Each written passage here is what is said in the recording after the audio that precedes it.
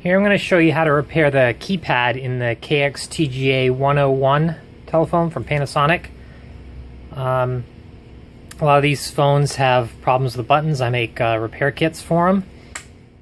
But to install it, it's pretty easy. You just need a Phillips screwdriver and a small flat screwdriver, cleaning rag, maybe some Q-tips, and isopropyl alcohol. I recommend 91%, but you can go to 70%. It just has more water in it. So all you got to do is take out the batteries, and these are just regular rechargeable AAA nickel metal hydride. You don't need Panasonic batteries if you want to replace your batteries. You can get Energizer, Duracell rechargeables anywhere, Walmart. The nice thing about this phone is all the screws are the same. So just take the two screws off the bottom. And you don't have to keep track of which ones go where. Now to get this apart, there's some clips on the sides and a big one on the top there. We want to start at the bottom. This one's a little hard to get to. I like to pry it apart, but I'm just going to basically stick the screwdriver in there a little bit just to get me going. And I like to pry the housings apart and wedge my fingers in there to keep it separated. And start on this side, and you don't want to pry or bend or break the plastic. You just slide the screwdriver up this groove as far as you can get it to go, and then a little tweak and it pops out. That one's the easiest. Now on the other side, it's right above the headset jack, so I'm still applying pressure. The headset jack cover right there, and the clip's right here. So I'm just going to get in there a little bit, and just a little bit of tweak, and you can see I'm not damaging the housing at all. If you're damaging the housing, you're not doing it right.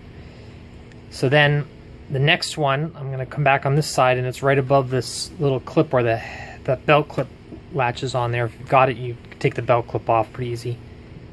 Just put it in there. I hardly had to do anything. And the other side just popped right out. I kind of twist it, and it'll pop right out. And then you got the large clip on the top. There's a light pipe here.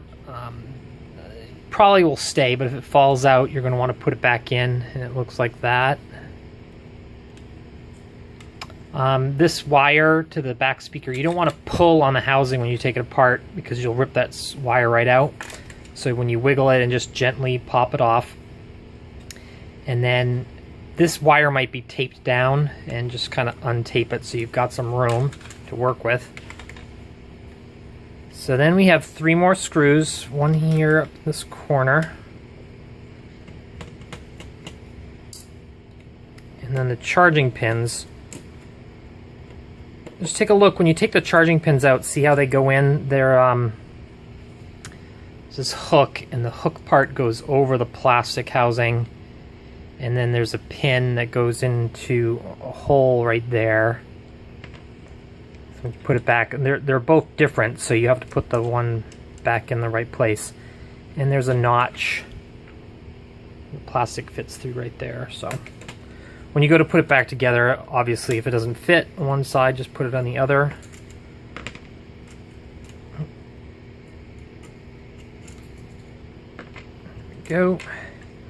Okay, got all the screws out. This headset jack will fall out, so I'm just going to pull that out, put it in there. So now you can take this apart. I'm going to flip it over like that, because there's a wire. Oh, actually that's not attached, so you can just take it off any way you want. Flip it over like that. And, now, if you're fixing your keypad, this is probably covered with oil and dirt, and this might be all gross too. If it's just slight, you can clean it with the rubbing alcohol. I like to dampen a rag. That way you won't get too much on there, and you could clean it off. Now, if this is really nasty, just pull the rubber keypad right out and go wash it off in the kitchen sink, hot water, soapy water. Rinse it off and let it dry before you put it back. And then on the circuit board, you want to make sure that's nice and clean and not sticky or oily at all. I'm going to clean all the buttons The only thing you can damage with isopropyl alcohol is the microphone, and you'd really have to dump a lot on there, so with a wet rag I don't have to worry about touching it or anything. But just keep in mind, stay away from the microphone as best you can. I've cleaned off the oil, and that doesn't feel sticky or anything when I drag my finger on it. So now we're ready to install the membrane. And this goes between the original rubber keypad and the circuit board, and it replaces, these black dots are conductive, and they replace the black conductive dots on here that wear out. It also seals any more oil that seeps through the keypad will be blocked by this plastic layer. Makes a little sandwich, and it should never break again. Pretty easy to install. It's there's a cutout for the microphone, and it just lines right up. So yeah, just pick a corner and peel away the brown paper liner. And do it kind of slowly so you don't rip it into little pieces.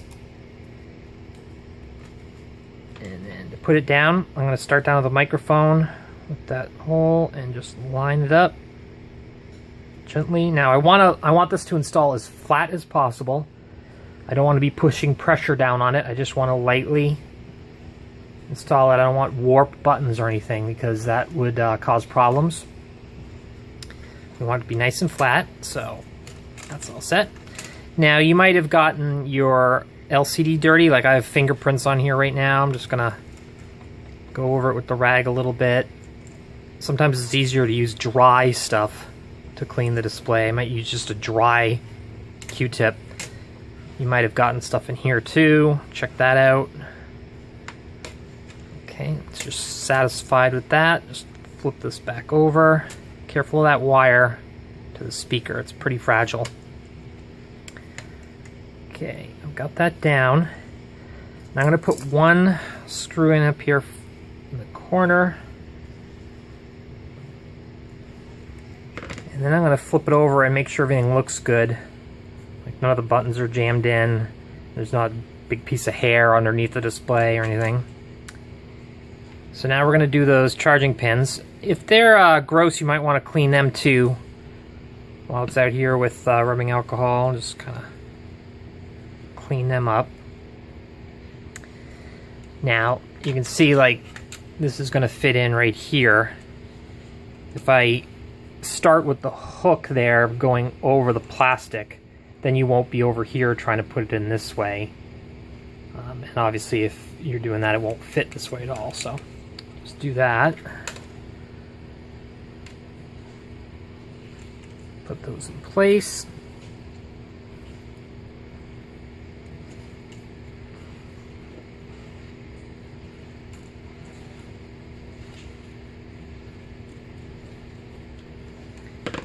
I'm going to put the headset jack cover back in, and it just goes over. There's a little notch in there. Make sure that light pipe didn't fall out. And then when we put it back in, we want to start up at the top because there's this big clip here. And we want to make sure I don't pinch that wire.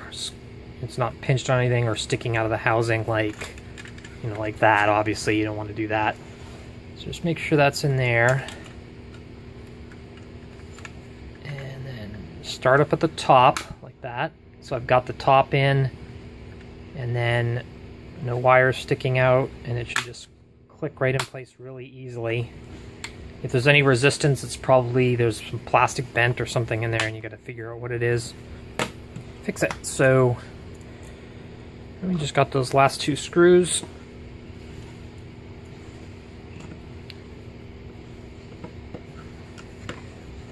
The batteries go back in. And there we go. And the buttons all work great. And you should never have problems again. Thanks.